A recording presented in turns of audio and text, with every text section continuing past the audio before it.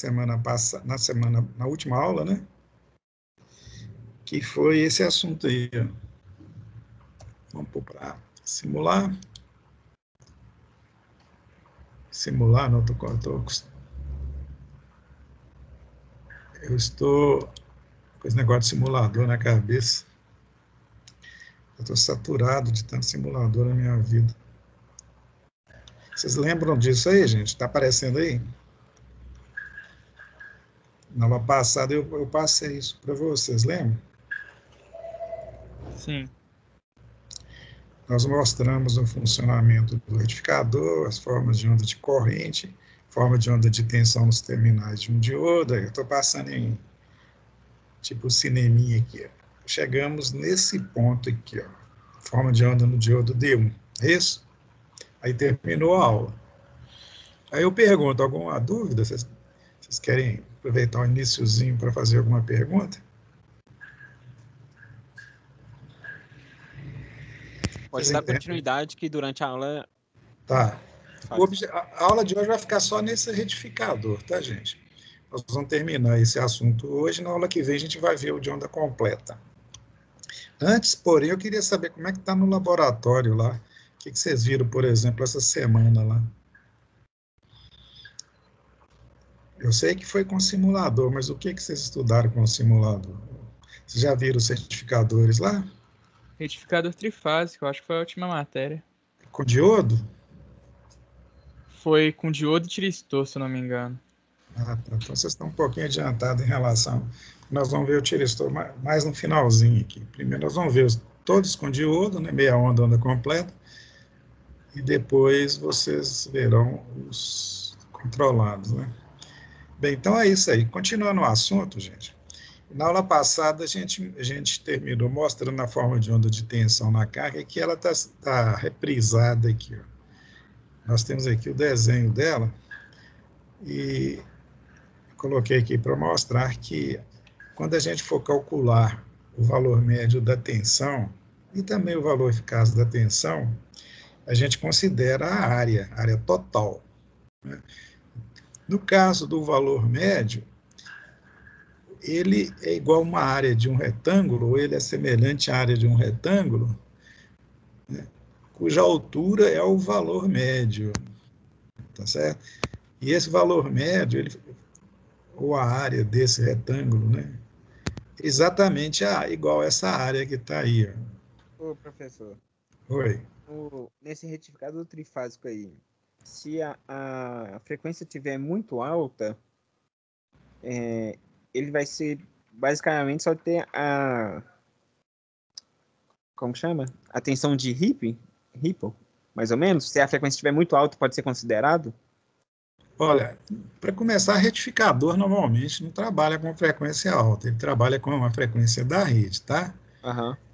É porque Mas são retificadores. quanto que seja, tipo assim, um motor, um transformador. Peraí, eu tenho que entender sua dúvida para poder te explicar. Senão eu explico. Muito alta. Ele não vai ter essas lacunas tão grandes, certo? Você quer dizer assim, se você pega essa tensão e liga numa carga, dependendo da carga, ela produz uma filtragem, não é isso? Isso. Aí não fica essas ondulações. Depende, se for uma carga que tem... tem duas situações. Se for uma carga que tem capacitor, o capacitor tem a propriedade de filtrar a tensão e mantê-la mais constante. Por quê? Porque o capacitor é um componente que tende a evitar variações de tensão, né? Ele mantém a tensão mais constante possível. Aí você teria que colocar um filtro na saída do retificador. Aí o retificador não é desse jeito que a gente estudou, não. É esse que a gente estudou mais o filtro. Certo? Agora, se a carga for indutiva, como você falou, um motor, por exemplo, o motor é uma carga indutiva e muito indutiva. Aí o que acontece? Como a ação da indutância é evitar ou reduzir ou se contrapor a variações de corrente, então, se essa forma de onda aqui for uma forma de onda de corrente, a carga vai tornar ela mais plana, entendeu? Planinha. Tanto que se eu usar uma carga assim, que a gente chama de predominantemente indutivo, que é o caso da armadura de um motor de corrente contínua, você pode considerar que a forma de onda de corrente é uma linha reta. Tá certo? Aí a linha reta vai formar um retângulo exatamente dessa forma que está aí. Ó. Na realidade, as partes de cima daqui ó, ocupam as partes de baixo, preenchem as partes de baixo. Entendeu? Só que nós estamos colocando aqui, ó, é tensão média, não é corrente média, não. Beleza? Quando se trata de tensão média, a questão é essa que eu estou falando. Você calcula essa área aí, ó, e essa área é igual a essa aqui. Ó. Ambas são iguais. Certo? O que nós vamos fazer agora? É calcular um valor de tensão que eu chamo de médio, que plotado no plano cartesiano, forma um retângulo que tem a mesma área dessa aí, ó. Entendeu? Por exemplo, esse valor de pico aqui, digamos, é uma questão numérica aqui. Se tiver um valor, por exemplo, 200 volts, esse valor aqui ó, é menor que 200. Só que esse 200 volts que eu falei é de pico, ele é um valor instantâneo máximo. E o valor médio? O valor médio é uma constante, né? Porque ele é uma média. Tá certo? Ele não é um valor que está só mudando, ele não tem condição de mudar porque ele é uma média, ele é média de valores, tá certo? E quando a gente calcula um valor médio, fala o seguinte, na saída do retificador tem uma tensão média de X, eu estou dizendo que ali existe um valor médio, que é aquele valor, ele é médio, tá? Não é um valor instantâneo, não, é um valor médio. Se você filtra a tensão e torna ela contínua, então, a linha que representa aquele valor é uma reta, porque o valor médio é aquele e ele não muda. Então, está dentro do que a gente chama de valor médio. O valor médio é um valor que é a média de valores. Agora, eu consigo fazer com que haja uma tensão no circuito que tenha aquele valor constante que eu chamo de médio. Agora, por que eu preciso de conhecer um valor que eu chamo de médio, mesmo sabendo que aquele valor não é um valor instantâneo, e sim uma média de valores instantâneos? É porque cargas, de um modo geral, quer dizer, há cargas que, de uma maneira geral, respondem ao valor médio. Ele não responde a um valor instantâneo, elas respondem a um valor médio. Então, quando eu calculo o valor médio, não importa que eu esteja colocando uma tensão variável, porque, na realidade, eu vou estar ligando na carga, é essa tensão aí, ó. Tá certo? Quando eu ligar a tensão no motor, ele vai estar recebendo essa tensão. Mas qual que é a resposta do motor? A resposta do motor é contínua. É como se fosse, né? É função de uma tensão contínua. Por quê? Porque tem inércia mecânica. Quando você está aumentando, por exemplo, a tensão, eu vou voltar aqui, toda hora eu troco. Quando você está aumentando a tensão, o que vai acontecer? O motor vai acelerar. Quando você reduz a tensão, ele vai desacelerar. Mas ainda é desacelerado. Então, ele acelera e desacelera. Como ele tem inércia, ele vai ficar com uma velocidade constante, não fica? Sim. Não dá tempo dele aumentar nem diminuir, ele vai ficar com uma média. A velocidade dele, então, é proporcional ou ela é decorrente de um valor que a gente chama de tensão média. Não quer dizer que eu vou ligar uma tensão com aquele valor, não.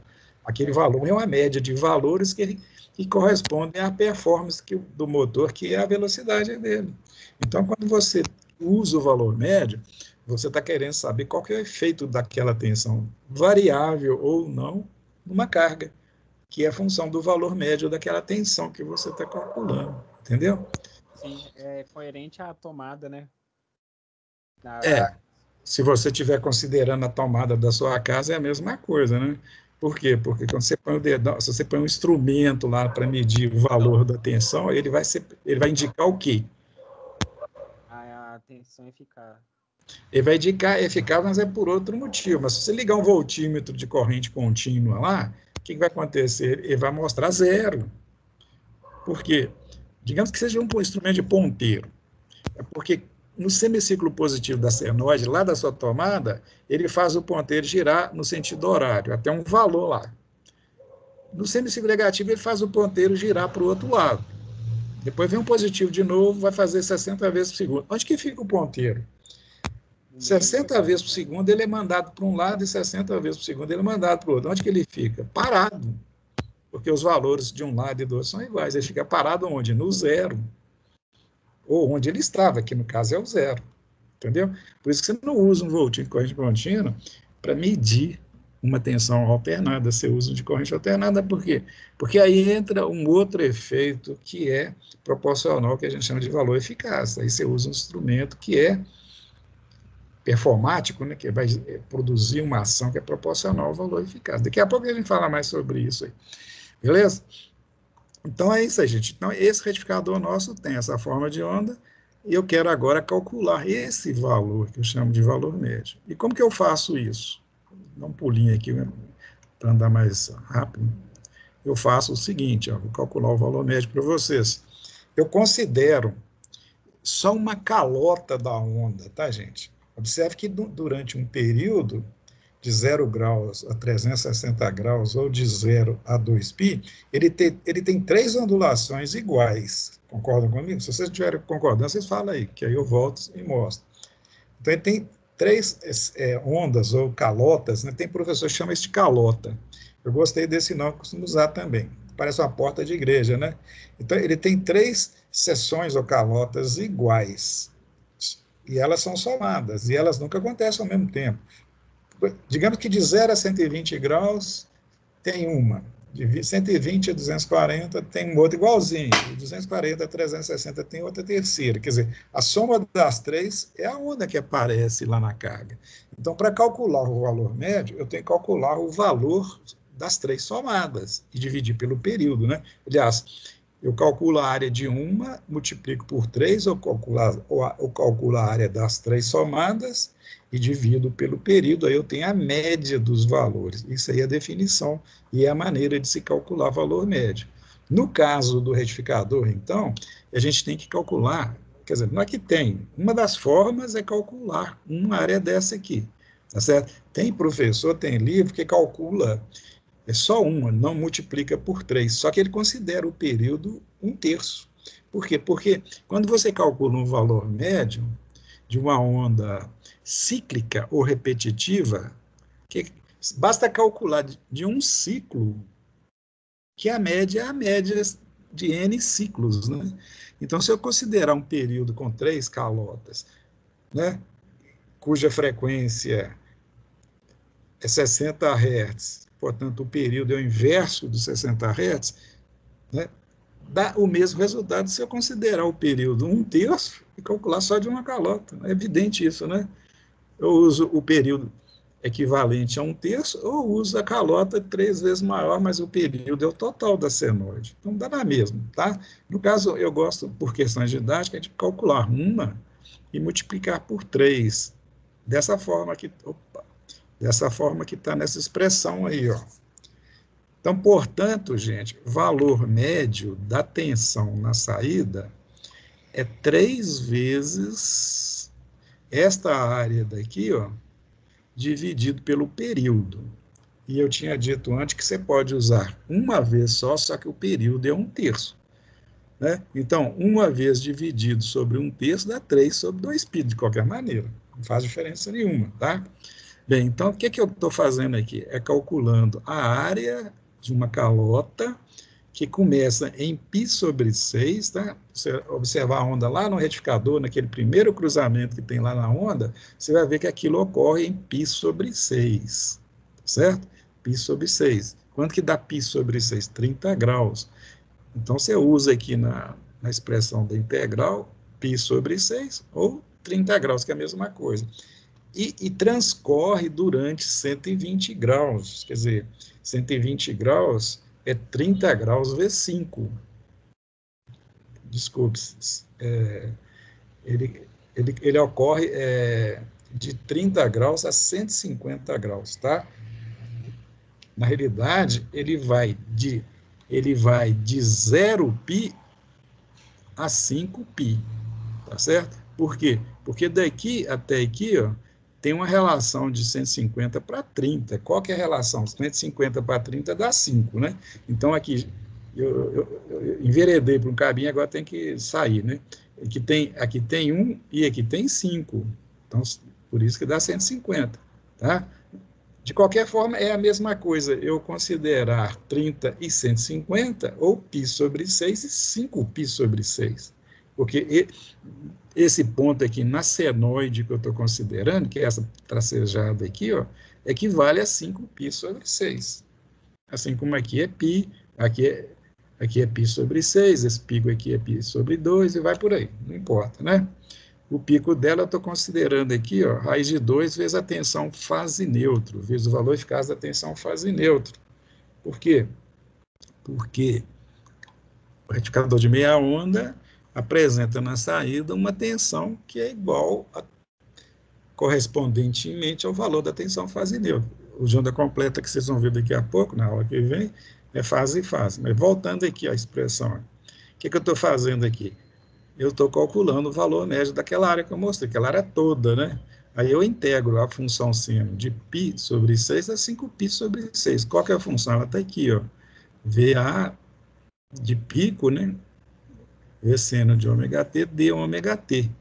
Observe um detalhe que eu estou chamando a atenção aqui. Quando eu estou trabalhando com tensão na saída, eu chamo a tensão de VO, O de output. Tanto a tensão quanto a corrente, eu uso o Ozinho ali. Tá certo? E aqui eu estou usando VA. É a mesma coisa. Por quê? Porque quando o retificador conduz, o diodo conduz, ele joga para a saída a tensão VA se for da fase A, ou VB se for da fase B, ou VC se for da fase C. Eu uso um dos valores. Como eu estou usando a primeira senoide, o pedaço dela eu uso VA. Se eu tivesse usado a segunda aqui, ó, eu estaria colocando o VB, e se eu estivesse usando a terceira, o VC. É genérico isso, tá certo? Por isso que eu chamo de VO. No laboratório, quando você faz as medidas lá e quer comprovar os cálculos, é conveniente você medir o VA, VB e VC, todas em relação ao meu, e usar a média, porque elas nunca são iguais. Então, se você usa uma, ela está um pouquinho diferente, o resultado final fica um pouquinho diferente. Se você usa outra, também tem um pouquinho, usa a terceira, está um pouquinho diferente. Então, usa a média. Usando a média aritmética dos 3 valores, você se aproxima mais da medida que você faria no laboratório. Tá? Como vocês vão fazendo isso aí com o simulador, não faz diferença, porque o simulador já coloca lá os valores todos iguais. Tá certo? Bem, continuando então, gente, é isso aí que eu quis dizer. Tanto faz usar VA, VB, VC ou VO, tá certo? Que dá na mesma coisa. Bem, resolvendo a integral, eu já vou resolver direto, para a gente não ficar gastando tempo com essa matemática. Nós sabemos que a integral de seno, já vimos anteriormente, é igual a menos cosseno. Vocês lembram lá dos retificadores de meia onda, monofásicos. Né? Então, eu só simplesmente fiz o seguinte, ó, eu peguei esse VA aqui, passei para fora do sinal de integração, tá ele aqui, ó. Então, ficou 3V máximo sobre 2π. E resultou aqui a integral de seno ao quadrado não, desculpe, seno de ômega t de ômega t, cujo resultado, em termos de integração, é menos cosseno de ômega t, resolvido para esses limites aqui, já que é uma integral definida. Tá? Então, mais um passo aqui, ó, um passão aqui. Ó. Resolvendo essa integral, gente, daquela forma que a gente viu como resolver lá no retificador monofásico, já resolvendo a integral, chega-se a essa expressão aqui, ó, que por sorte, que é uma vantagem, né, nós temos que o valor médio na saída do retificador com diodos, isto é, não controlado, é igual a 1,17 vezes o valor fase neutro, o valor eficaz, tá certo? Isso é obtido nessa integração aqui. Ó. Se você substituir menos cosseno para esse valor, menos cosseno de ômega para esse aqui, e colocar os valores do cosseno tanto para 5π sobre 6 e π sobre 6, e colocando os valores, resolvendo, multiplicando pelo valor de pico aqui e tal, depois passando para o valor eficaz, tal. Isso aí é algebrismo, né? Chega-se a essa expressão aqui, ó. Isso quer dizer o seguinte, quando você quiser calcular o valor na saída, o valor médio, na saída deste retificador, basta você pegar a tensão de entrada, né, S de source, ou a tensão fase neutra, que é a mesma coisa, e multiplicar por 1,17, certo? O valor eficaz na saída é 1,17 vezes o valor eficaz da tensão de entrada. E é um valor, digamos assim, constante, se não mudarmos a tensão de entrada. Por quê? Isso é interessante a gente chamar essa atenção. O VO médio é uma constante, no caso, 1,17 vezes a tensão de entrada. Se eu mudo a tensão de entrada, multiplicado pela constante, eu mudo a tensão de saída. Agora, esse 1,17, ele vem de onde? Desse processo aqui, ó, todo de integração, que é a função da estrutura, tá certo? É essa estrutura que me faz, ou me possibilita usar esses limites de integração aqui, que nos leva a essa constante. Se esses limites de integração fossem diferentes, ou mudassem, isso aqui já não seria o mesmo valor. Por exemplo, no caso do retificador de onda completa, que tem 6 ondulações, é uma estrutura diferente, esse valor aqui, ó, passa para 1,35. No caso de um retificador monofásico, que nós já estudamos, né, eu não estou me lembrando de direito da constante lá, mas me parece que é 0,45. Quer dizer, se você tem a tensão na entrada do seu retificador de meia onda, X volts, e quer calcular a tensão média na saída, você multiplica por 0,45. Se for de onda completa, que é o dobro, é 0,9. Se for monofásico, aliás, se for trifásico, minha onda é 1,17. E vai por aí. À medida que eu vou aumentando o número de fases, aumentando a ondulação e, consequentemente, a área, essa constante vai aumentando. Tanto que, se eu estiver considerando um retificador com um número infinito de fases, ela se aproxima ao número equivalente ao que faria o valor médio ser igual ao valor de pico. Por quê? Porque à medida que eu vou aumentando o número de fases e a área vai aumentando, vou voltar um pouquinho atrás para mostrar isso para vocês melhor, tá? Dá licença aqui, ó.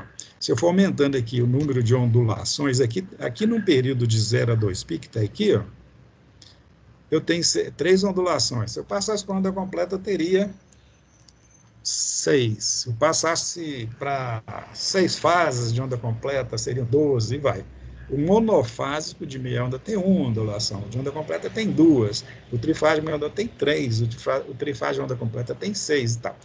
Quer dizer, à medida que eu vou aumentando o número de fases, essa constante vai aumentando. Ela passa de 0,45 para 0,9, para 1,17, para 1, e vai aumentando. Mas, no fundo, o que está acontecendo? É que a área vai aumentando, o valor médio vai aumentando, então essa linha aqui, ó, vai subindo. Só que ela não tem condição de subir mais do que o valor de pico. Portanto, o valor médio maior que você poderia obter em um retificador seria o valor dado, seria exatamente igual ao valor de pico, entendeu? E ele só que se consegue, no caso dos retificadores polifásicos, se tiver um número infinito de fases, entendeu? Se eu fizer essa pergunta na prova, qual que é a relação entre o valor de pico e o valor eficaz da saída de um retificador ideal? Vocês iam colocar lá o quê? Raiz de 2. Por quê? Porque a tensão de entrada é o valor eficaz. O valor de pico é ela vezes raiz de 2. E o valor médio maior é o valor de pico, que é raiz de 2 vezes a tensão de entrada. Tem uma lógica, não tem? Entenderam? Estão acompanhando o meu raciocínio, gente? Vocês estão dormindo mesmo. Esse negócio de dar aula depois da janta é fogo, né? Mas vamos continuar, então. Eu deu para entender, sim. Você falou bem baixinho, jovem, nem... Deu para entender, sim. Beleza, obrigado. Então, continuando, então, nós temos aqui, ó, a expressão genérica para calcular quando não é controlado, tá, gente? Nós vamos ver lá no futuro que quando ele for controlado, esse número aí, esse número todo aqui, ó, ele vai ser multiplicado apensamente pelo cosseno do ângulo de disparo do tirestor, mas tem algumas considerações a serem feitas que a gente vai fazer na hora. Bem, se eu for calcular o valor, se eu quiser calcular o valor da corrente, Na carga, como eu estou considerando aqui carga resistível, né? Basta pegar a tensão média, né? Está aqui, ó, 17 vezes a tensão VS, RMS, dividir pelo resistor, lei de Ohm direto. E para calcular a corrente média no diodo, o que eu faço? Divido por 3, porque, como eu estou falando em termos médios, né? Se a corrente na carga média, a tensão na carga média é a soma de 3 calotas, e ela dá uma corrente média, que é aquele valor dividido simplesmente por uma resistência. Cada diodo eu vou ter um terço disso, né? Então, eu pego a tensão, aliás, a corrente média, que é dada por essa expressão, divide por 3. A corrente de cada diodo é um terço da corrente média na carga.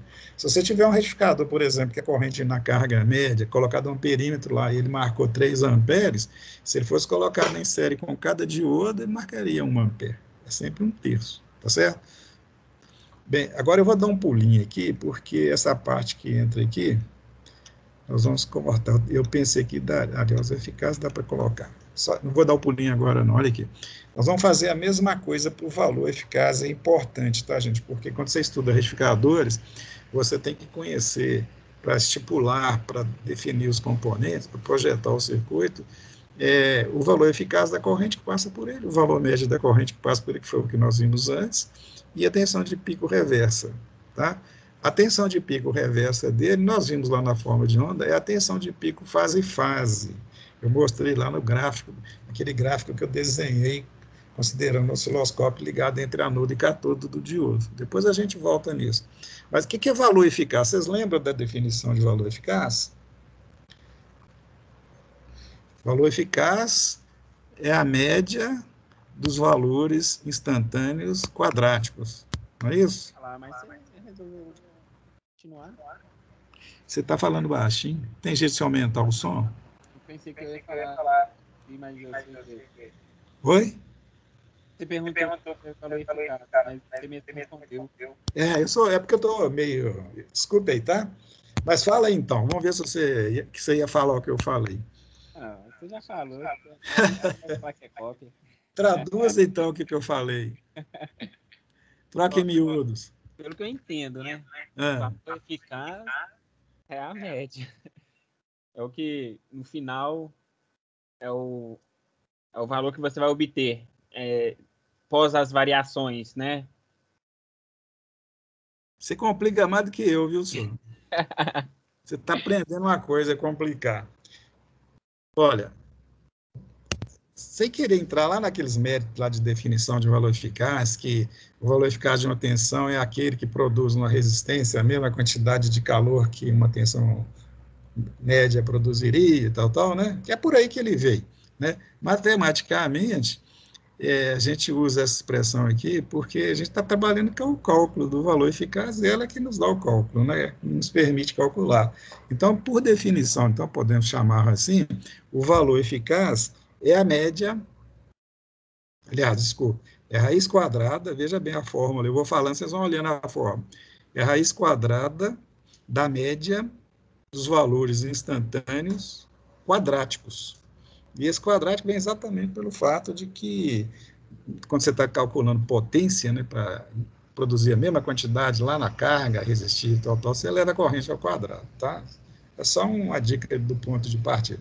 Mas quando você for calcular o valor eficaz de qualquer onda, a primeira coisa a se fazer é pegar a função matemática que representa aquela onda e eleva ela ao quadrado.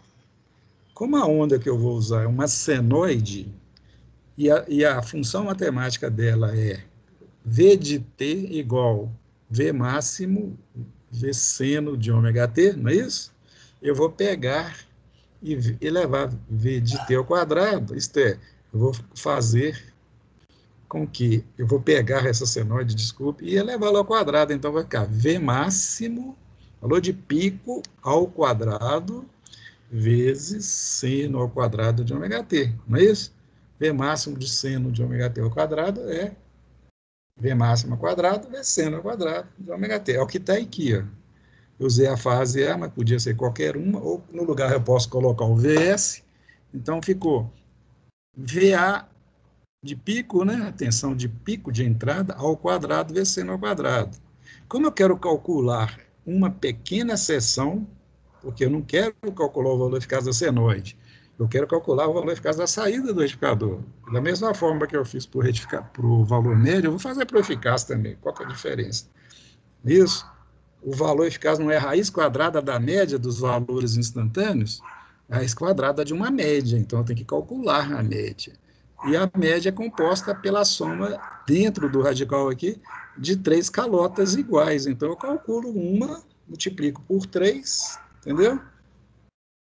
Calculo com isso a área total e divido pelo período e depois trago a raiz quadrada. O que a fórmula está dizendo é isso aqui. Ó. Eu peguei a função, elevei ao quadrado, integrei de π sobre 6 a 5π sobre 6, conforme está aqui, ó, do mesmo jeito que a gente fez para o valor médio. A diferença até agora é que no valor médio eu considerei VA máximo seno de ômega t. Aqui eu estou elevando ao quadrado. Até agora é a única diferença. E multipliquei por 3 da mesma forma aqui, ó. Certo? Eu multipliquei por 3. Então, o que eu estou fazendo aqui? Eu estou calculando a média dos valores instantâneos quadráticos. Aí eu extraí a raiz quadrada e cheguei ao quê? Ao tal valor eficaz, que é o que nós estamos querendo chegar. Então, o passo seguinte é resolver a questão da integralzinha lá, que é o nosso às vezes, pedra no sapato. O que eu fiz aqui? Ó? Mantive o radical, passei o VA máximo ao quadrado para fora do sinal de integração, está aqui, ó. Então, ficou 3 vezes VA máximo ao quadrado sobre 2π. E já fui colocando aqui logo o resultado da integral. Integral de quem? De seno ao quadrado. Integral de seno ao quadrado, gente, não sei se você se lembra lá da matemática, é ômega t sobre 2 menos seno de 2 ômega t sobre 4. Isso aqui, ó, é integral de seno ao quadrado, que no caso de ser uma integral definida, tem que ser resolvida da mesma forma que a gente fez para o valor médio da onda lá, né? Eu tenho que colocar aqui os limites de integração, que é π sobre 6 e 5π sobre 6, tá? Da mesma forma. O que a gente vai fazer aqui dentro do radical aqui? Eu vou pegar a função integral e substituir onde tem ômega t por esses valores de ômega t aqui, ó. Tá certo? Eu vou fazer primeiro para esse, então vai ficar 5π sobre 6 sobre 2, menos seno de 2π sobre 6, menos 2 vezes 5π sobre 6, porque ômega t é 5π sobre 6. Tudo aí dividir por 4. Faço tudo de novo usando o π sobre 6. Agora eu coloco negativo. Por quê? Porque é um menos o outro. Eu tenho que inverter os sinais. Aí fica dessa forma aqui, ó. Eu já coloquei os valores aqui. Observe, por exemplo, que no lugar de ômega t aqui, eu coloquei 5π sobre 6. Então, 5π sobre 6 dividido por 2 dá 5π sobre 12. E fui fazendo aqui, tá, gente? Se vocês tiverem tempo depois quiser conferir, é isso aí. O mais importante é que, colocando já os valores aqui, ó, valores, né? Lá na apostila tem os valores lá. Eu chego a essa expressão aqui, ó, que da mesma forma para o valor médio, é uma constante vezes a tensão de entrada. É um pouquinho maior. A outra é 1,17, essa é 1,189. Em resumo, o valor eficaz na saída de um retificador monofásico, aliás, desculpe, trifásico de meia onda, repetindo, o valor eficaz, VORMS, na saída de um retificador trifásico de meia onda é igual a 1,189 vezes o valor da tensão de entrada. Tá certo? Então, se eu quiser saber o valor eficaz lá, é só pegar o valor da tensão de entrada e multiplicar por 1,189, tá? E dar o valor lá, desprezando a queda no diodo, que eu estou considerando diodo ideal. Que é isso aí, ó, tá? Bem, a corrente eficaz, como a carga é puramente resistiva, não tem indutor nem ué, nós vamos trabalhar aqui só com carga resistiva, basta pegar, para calcular a corrente na carga, a tensão na carga é dividir pelo R, está aplicar de novo a lei de Ohm. Agora tem um detalhezinho aqui interessante, é quando você precisa, quando você quer calcular a corrente eficaz no diodo.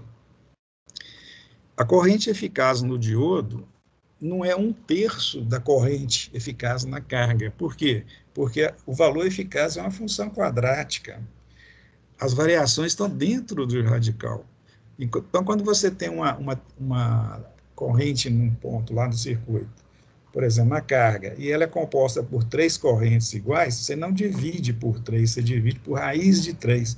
Se fosse 2, você dividiria por raiz de 2. Se fosse 5, você dividiria por raiz de 5. Exatamente porque a divisão é feita dos valores que estão lá dentro da área, e a área está dentro do radical. Aí é função quadrática.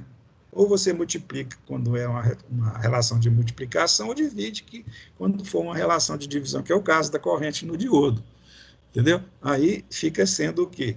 A corrente eficaz no diodo é igual o valor da corrente na carga, que é esse aqui, 1,19 V fase neutra, dividido por R, dividido isso tudo por raiz de 3, que dá isso aqui. Ó.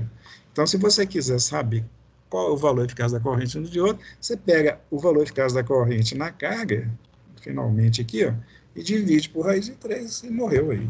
Então, nós temos aqui calculado o valor médio da tensão na carga, o valor médio da corrente na carga, o valor eficaz da tensão da carga e o valor eficaz da corrente no diodo. Então, valores médios eficazes de tensão e corrente na carga e no diodo.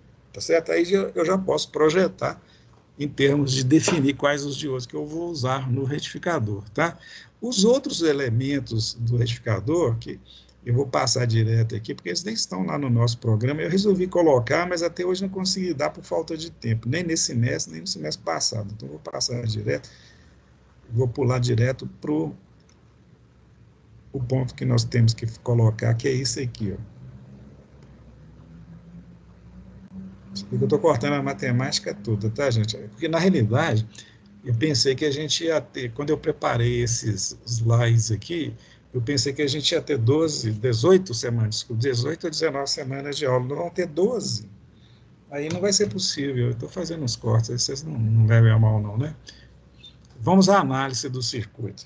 Vamos ver o tempo que falta de aula aqui, que eu quero explorar bem isso aqui, que isso é importante. Pelo menos só temos mais 5 minutos. Vamos lá. Vamos dar um exercício aqui para verificar se vocês entenderam o funcionamento do circuito, ou se vocês estiverem lá no laboratório e querem fazer alguma coisa no sentido de analisar o comportamento do circuito.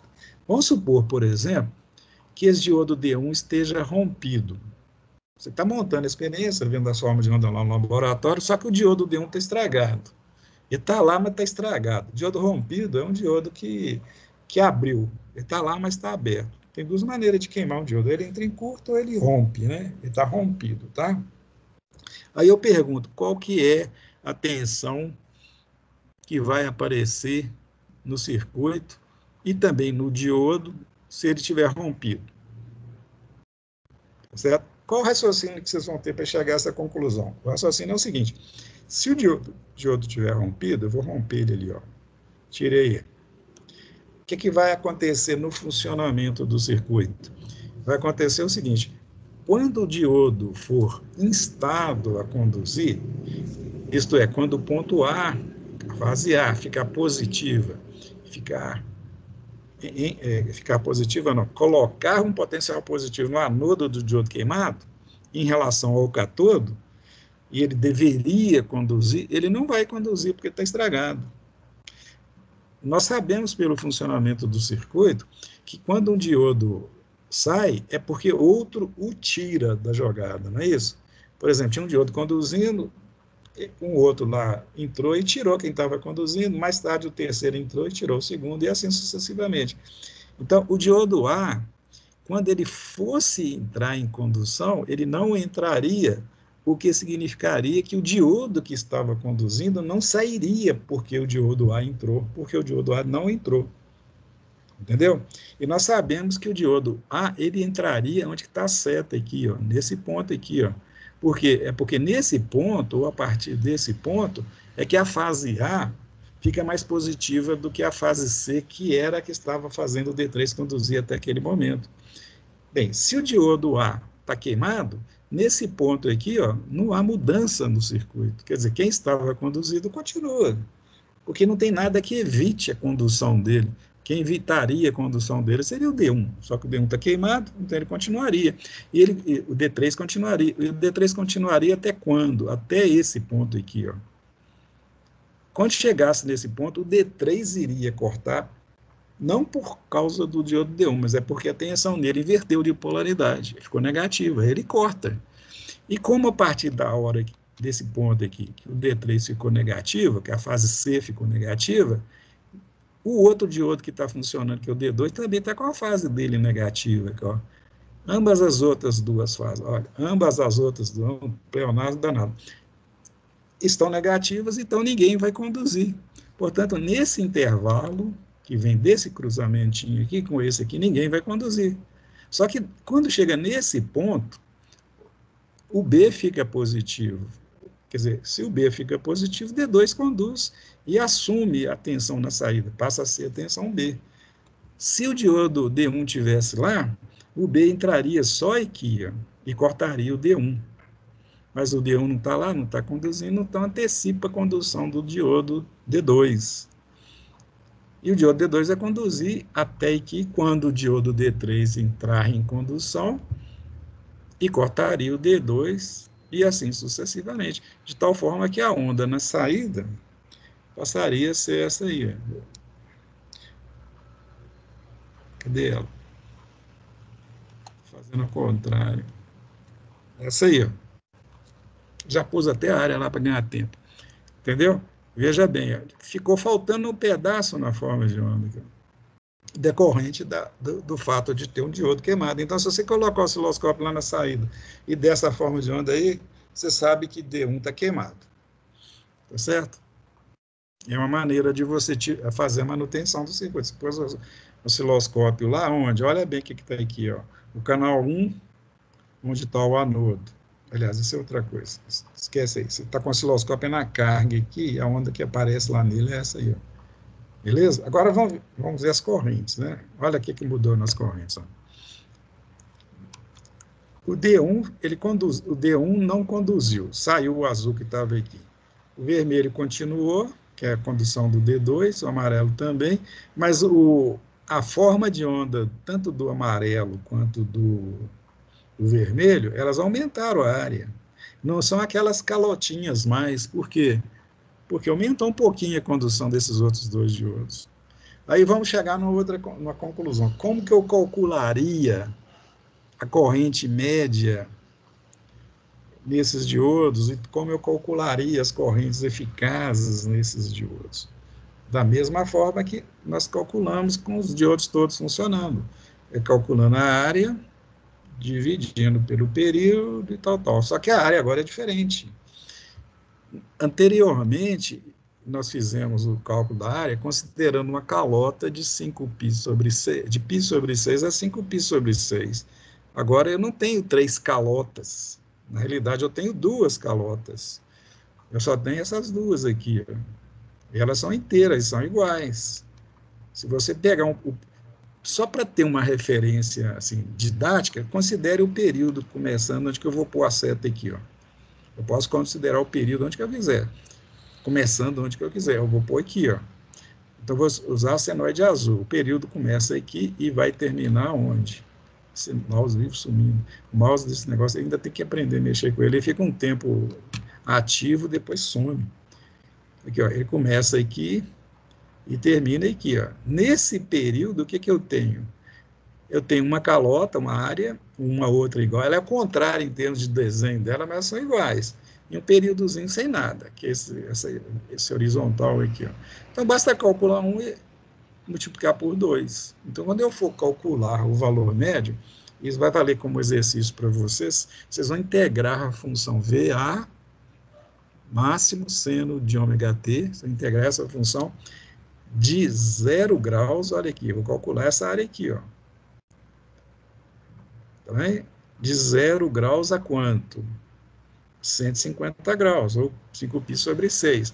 E multiplicar por 2, porque tem 2 áreas iguais. E dividir pelo período. Não vai, obviamente, dar 1,17 vezes o valor da entrada, vai dar um valor menor, que eu nem sei qual o valor, fica por conta de vocês calcularem, certo? De qualquer forma, quando você pegar essa área, calcular a retenção e dividir pelo RL, você vai ter o valor médio da corrente na carga. E se você dividir por 2, você tem o valor médio da corrente em cada diodo, que seria, por exemplo, o ID2 e o ID3 médios, certo? E valor eficaz é a mesma forma. Você pega a função VA máximo ao quadrado, tal, integra naquele intervalo, né? Multiplica por 2, né?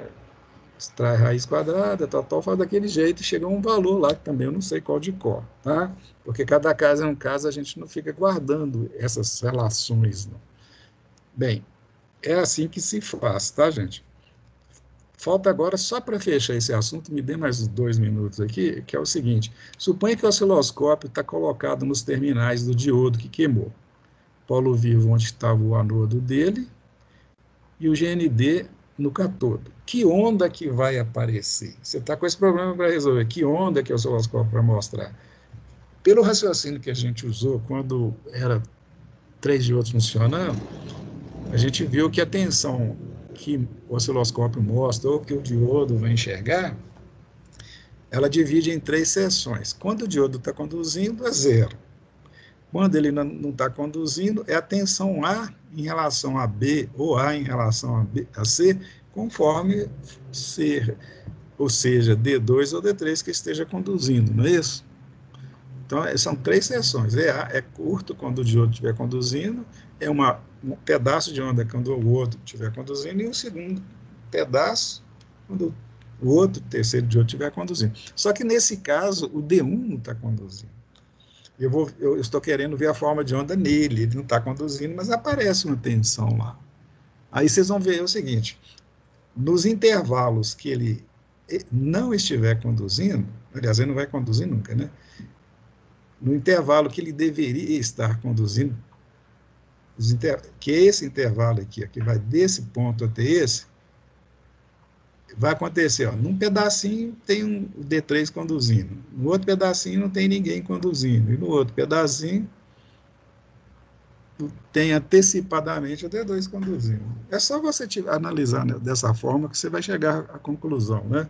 Só que tem um detalhe: quando tiver D2 ou D3 conduzindo, é VAB ou VAC. É só pegar a onda aqui, ó, nesse conjunto de ondas, e marcar ela lá.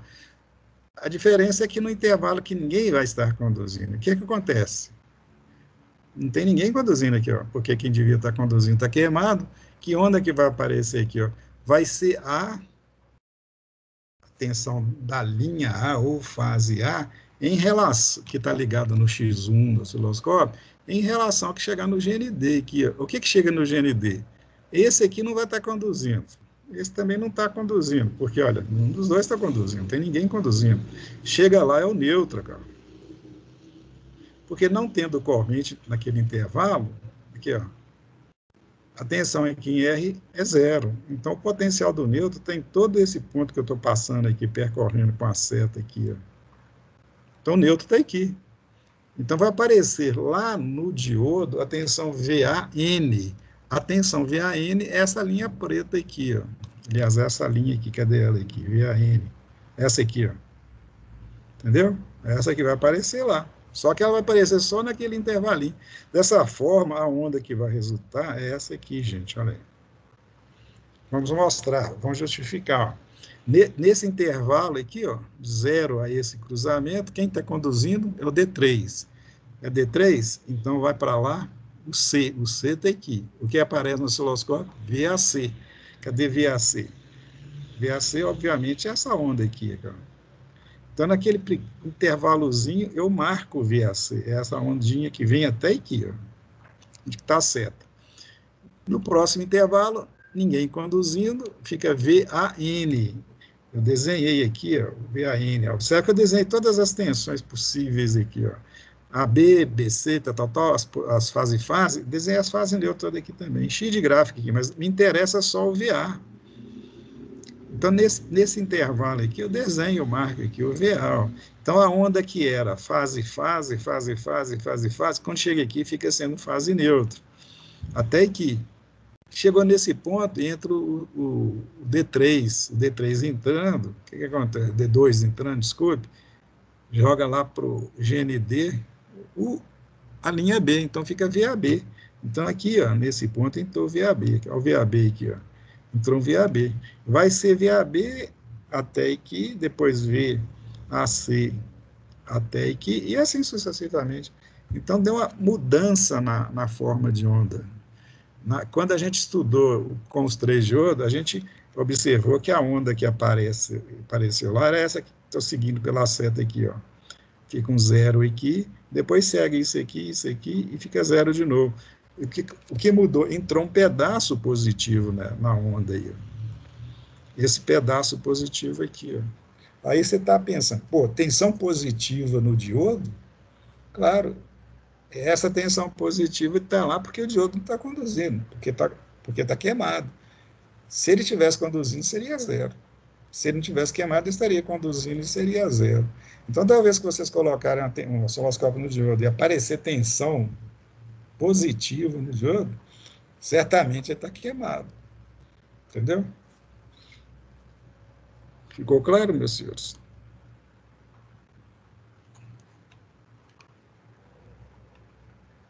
Eu acho que sim. Tem alguma pergunta? Não. É porque Só, eu absorver.